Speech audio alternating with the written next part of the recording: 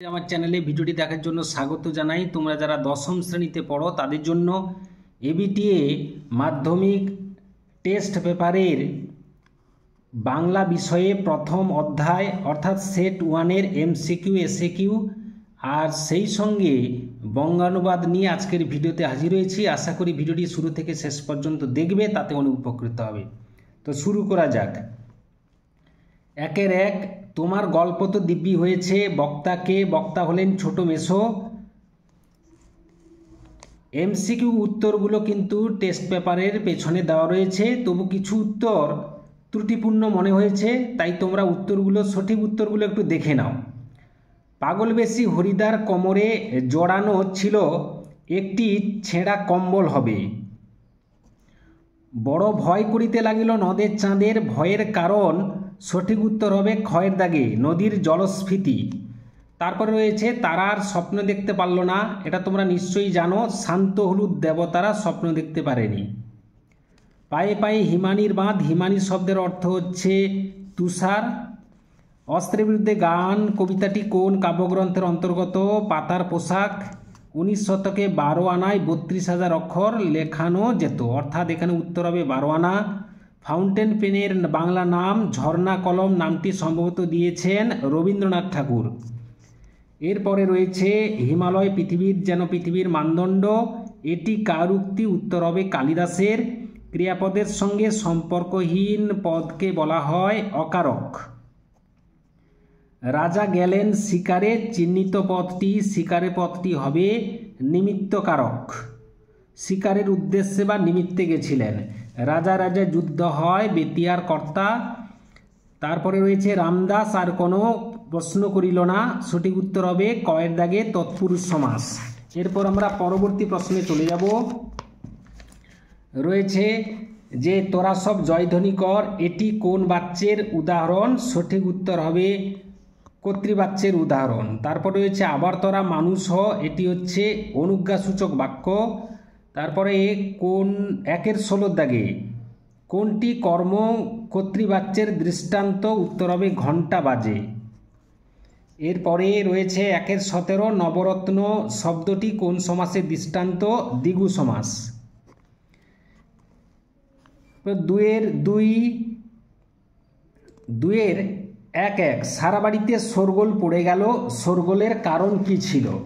উত্তরটা আমরা জেনে নেব। জ্ঞানচক্ষু গল্পে তপনের লেখা প্রথম দিন নামক গল্প সন্ধ্যাতারা পত্রিকায় প্রকাশিত হওয়ায় সারা বাড়িতে শোরগোল পড়ে যায়। 2-1-2 প্রশ্ন ছিল বড়বাবু হাসিতে লাগিলেন, বড়বাবুর হাসির কারণ কি?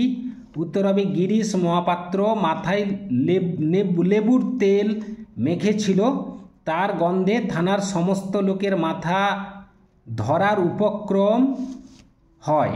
জগদীশবাবু বড়বাবুকে সে কথা বললে বড়বাবু হেসে ওঠেন। এরপরে 2-1-3 প্রশ্নটি হচ্ছে জগদীশবাবু কিভাবে সন্ন্যাসীর পায়ের ধুলো নিয়েছিলেন? আমরা জেনে নেব। জগদীশবাবু এক জোড়া কাঠের খড়মে সোনার বল লাগিয়ে সন্ন্যাসীর পায়ের কাছে ধরলে সন্ন্যাসী পা বাড়িয়ে দেন, সেই সুযোগে জগদীশবাবু পায়ের ধুলো নিয়েছিলেন। এরপরে 2-1-4 রয়েছে জামা অদল বদলের বুদ্ধি কার মাথায় এসেছিল? সঠিক উত্তর হবে জামা অদল বদলের বুদ্ধি এসেছিল অমৃতের মাথায়। 2-1-5 নিজেকে কেবল বুঝাইতে পারে না, কি বোঝাতে পারে না? তার উত্তরটা জেনে নেব। 2-1-5 30 বছর বয়সে নদীর প্রতি নদের চাঁদের যে অস্বাভাবিক মায়া ও প্রীতি ছিল, তা যে পাগলামির নামান্তর, তা নদের চাঁদ নিজেকে বোঝাতে পারে না।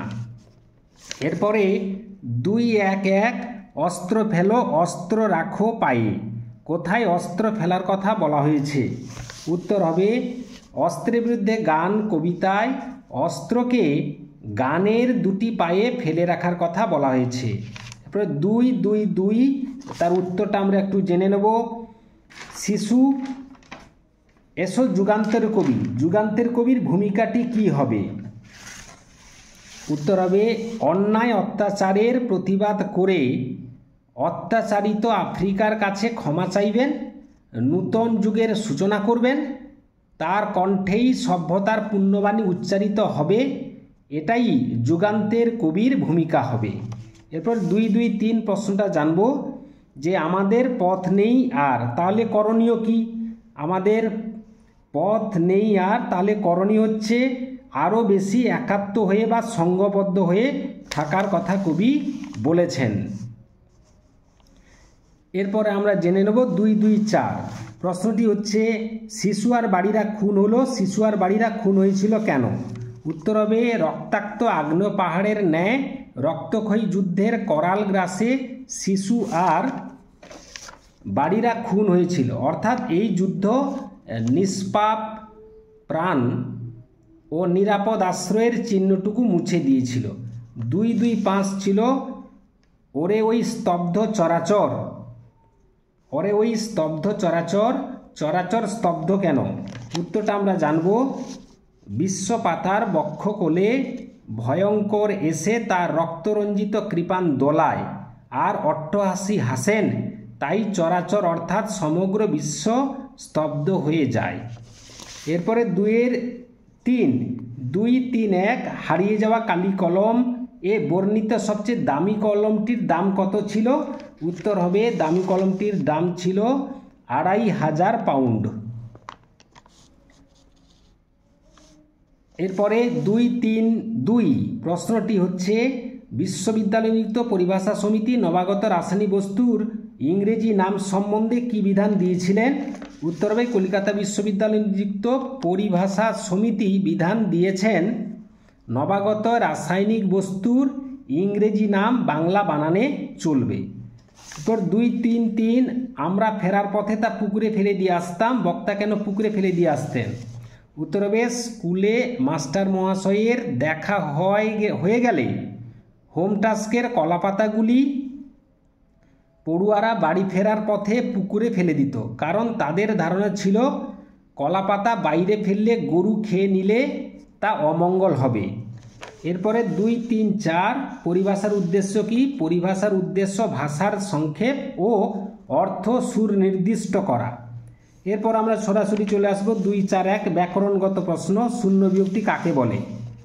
যে শব্দ বিভক্তি চিহ্ন শব্দের সঙ্গে যুক্ত হয়ে শব্দকে পদে পরিণত করে অথচ নিজে অপ্রকাশিত থাকে তাকে শূন্য বিভক্তি বলে। যেমন শ্যাম স্কুলে যায়, তাহলে শ্যাম একটা শব্দ, তার সঙ্গে শূন্য বিভক্তি যুক্ত হয়ে পদে পরিণত করেছে শ্যাম, তাহলে শূন্য বিভক্তি এখানে যুক্ত রয়েছে। পরবর্তী প্রশ্ন 2-4-2 সেটি রয়েছে একটি অনুজ্ঞাসূচক বাক্যের উদাহরণ দাও। অনুজ্ঞাসূচক বাক্যের উদাহরণ হলো আপনি একথা বলবেন না, বা আরেকটি উদাহরণ আমি এখানে উত্তরটি রেডি করেছি, আমাকে কথা বলতে দাও। পরবর্তী প্রশ্ন রয়েছে 2-4-3 ছিল এ কার লেখা, কর্তৃবাচ্যে পরিবর্তন করো। কর্তৃবাচ্যে পরিবর্তন করলে হবে এটা কে লিখেছে। এরপরে 2-4-4 রয়েছে বাক্যাশ্রয়ী সমাস কাকে বলে? উত্তর হবে একাধিক সমাসবদ্ধ পদ মিলিত হয়ে একটি দীর্ঘ সমাসবদ্ধ পদ গঠন করলে তাকে বাক্যাশ্রয়ী সমাস বলে। উদাহরণ হিসাবে উল্লেখ করা রয়েছে রক্তদান শিবির, রক্তকে দান কর্মতৎপুরুষ, তার জন্য শিবির নিমিত্ত তৎপুরুষ, তাহলে রক্তদান শিবির হচ্ছে বাক্যাশ্রয়ী সমাসের উদাহরণ। 2-4-5 রয়েছে 2-4-5 সমধাতুজ কর্তার একটি উদাহরণ দাও। উত্তর হবে আশ্বিনের মাঝামাঝি উঠিল বাজনা বাজি, এখানে বাজনা হলো সমধাতুজ কর্তা। আরেকটি উদাহরণ দিয়েছি লেখক লেখেন, লেখক হলো সমধাতুজ কর্তা। এরপরে 2-4-6 2-4-6 রয়েছে পঙ্কে জন্মে যা, ব্যাস বাক্যটি সমাসবদ্ধ করে সমাসের নাম লেখো। উত্তর হবে পঙ্কে জন্মে যা সমান পঙ্কজ, এটি উপপদ তৎপুরুষ সমাসের উদাহরণ। 2-4-7 রয়েছে প্রযোজ্য কর্তা কাকে বলে, উদাহরণ দাও। যে কর্তা অন্যের পরিচালনায় কাজ করে তাকে প্রযোজ্য কর্তা বা প্রকৃত কর্তা বলে। যেমন অকারণে শিশুটিকে কান্দিও না, এখানে শিশুটিকে হলো প্রযোজ্য কর্তা। এরপরে হইতে 2, 4, 8 বাবুটির স্বাস্থ্য গেছে কিন্তু শখ ছলনা বজায় আছে, সরল বাক্যে করলে হবে বাবুটির স্বাস্থ্য গেলেও শখ 16 আনাই বজায় আছে। 2, 4, 9 রয়েছে কর্মকর্তৃবাচ্য কাকে বলে, খুবই গুরুত্বপূর্ণ প্রশ্ন। যে বাচ্চে কর্তা অনুপস্থিত থাকে এবং কর্মই কর্তারূপে প্রতীয়মান হয় তাকে কর্মকর্তৃবাচ্য বলে। যেমন হাট বসেছে শুক্রবারে, এখানে হাট বসেছে হলো কর্মকর্তৃবাচ্যের দৃষ্টান্ত। এবং শেষ প্রশ্ন রয়েছে 2, 4, 10 বিশেষ্য খণ্ড কাকে বলে, বাক্যে যে পদ বা পদগুচ্ছ বিশেষ্যের অর্থকে প্রকাশ করে তাকে বিশেষ্য খণ্ড বলে। যেমন রমেন খুব তাড়াতাড়ি হাঁটে, এখানে রমেন হলো বিশেষ্য খণ্ড। এরপর অনুবাদে চলে যাব। 9 দাগে রয়েছে অনুবাদ। Student life is a stage of preparation for future.